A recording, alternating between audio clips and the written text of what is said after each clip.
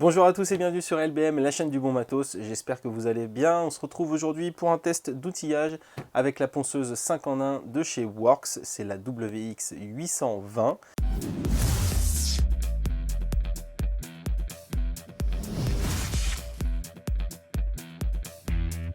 Ce que je vous propose pour cette vidéo, c'est qu'on fasse un tour complet des caractéristiques de la machine, agrémenté de quelques vidéos démo, et qu'on passe directement à une conclusion sous forme de points positifs, points négatifs. Alors la WX 820 de chez Worx, c'est donc une ponceuse 5 en 1, donc avec 5 plateaux différents pour une seule machine, qui est livrée dans une boîte, une mallette en plastique. Dans cette mallette, on va retrouver un sachet plastique avec quelques abrasifs qui vont pouvoir s'adapter sur les différents plateaux. On aura bien évidemment la machine qui peut se ranger avec une batterie montée dessus et le plateau ponceuse vibrante rectangulaire. Ensuite, on aura les autres plateaux, le plateau ponceuse vibrante triangulaire, le plateau ponceuse orbitale ou ponceuse excentrique. Et puis enfin, les deux derniers petits plateaux qui sont plutôt des accessoires de plateau. Celui-ci qui va nous permettre de poncer des choses circulaires et le plateau qu'on va appeler le plateau doigt pour vraiment les poncer dans les angles avec une petite pointe. Dans cette boîte, vous pouvez également ranger une deuxième batterie 2 ampères ainsi que les accessoires pour raccorder à un aspirateur. Alors on va s'intéresser tout de suite au poids et aux dimensions de la machine. Donc avec une batterie 4 ampères, la machine pèse 1 kg 939 grammes, donc quasiment 2 kg pour cette machine, je le répète, avec une batterie de 4 ampères.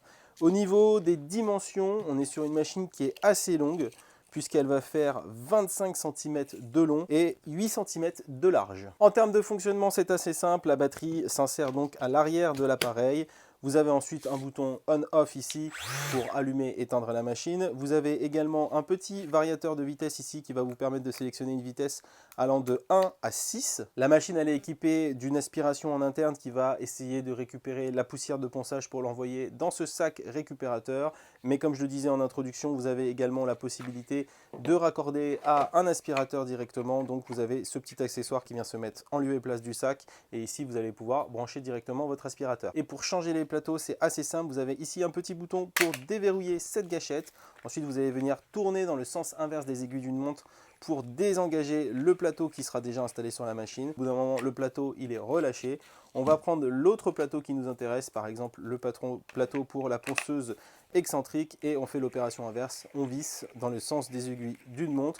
Une fois qu'on arrive en butée, on peut juste réenclencher, réarmer ce bras et voilà, la machine elle est prête à utiliser avec ce plateau là. La machine elle possède également différentes zones de grip pour le confort d'utilisation au niveau de la main. Donc vous allez pouvoir prendre la machine soit comme ça pour poncer par exemple avec le plateau rectangulaire, ce sera plutôt comme ça, et vous pouvez également l'attraper ici. Vous avez une zone de grip pour l'attraper plutôt comme ça. Là on va être plutôt sur un ponçage excentrique où on va pouvoir tenir la machine comme ceci. Pour les plateaux, vous avez donc 5 possibilités avec ce que je vais appeler 3 plateaux principaux. Donc on a le plateau triangulaire, on a le plateau excentrique comme ça en 125 mm et le plateau rectangulaire en 93 par 185.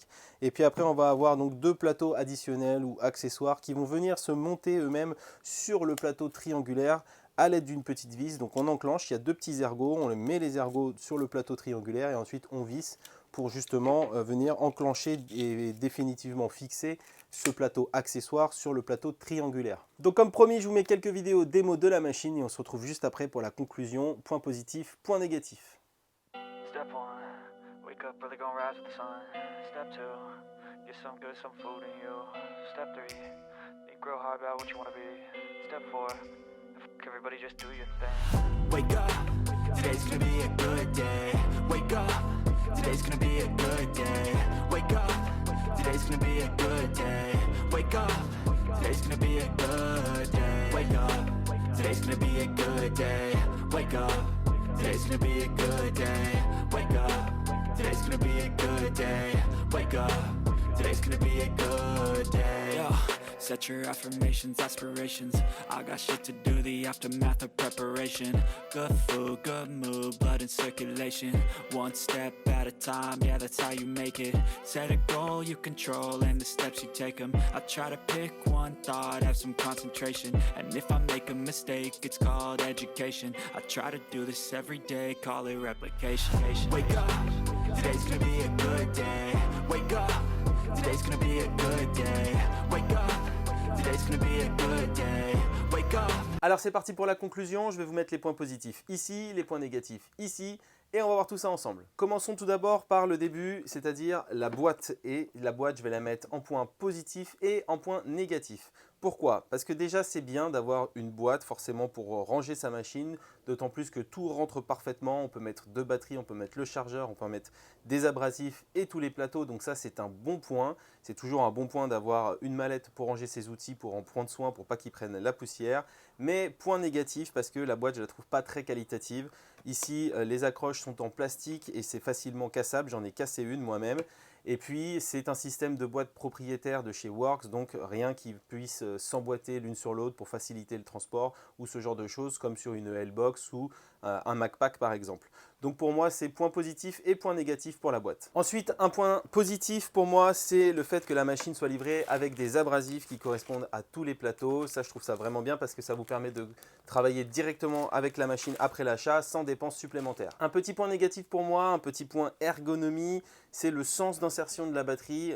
Comme elle se met comme ça, et ben en fait, on n'a pas accès au LED pour voir combien de pourcentage de batterie il reste puisque ça vient se mettre juste au-dessus du sac. Donc c'est assez difficile de venir appuyer sur le bouton et de visualiser combien de barres de batterie il reste. Voilà, c'est complètement caché par le sac. Donc pour moi, ça c'est un petit point négatif sur l'ergonomie de la machine. Un point positif évidemment, c'est l'ensemble des plateaux. On a 5 possibilités de ponçage avec cette machine pour faire du ponçage sur de la plus grande surface ou du ponçage de précision. Donc ça évidemment, c'est super bien d'avoir ces 5 possibilités réunies en une seule machine. Encore un point positif pour moi, c'est la qualité générale de la machine. Je trouve que c'est vraiment qualitatif comme appareil, notamment au niveau des roulements et de la fixation des plateaux. Je m'attendais à un truc un peu bizarre et au final, je trouve que c'est vraiment très qualitatif au niveau des pièces qui sont utilisées, au niveau de la façon dont on fixe nos plateaux sur la machine, ça tient vraiment très bien.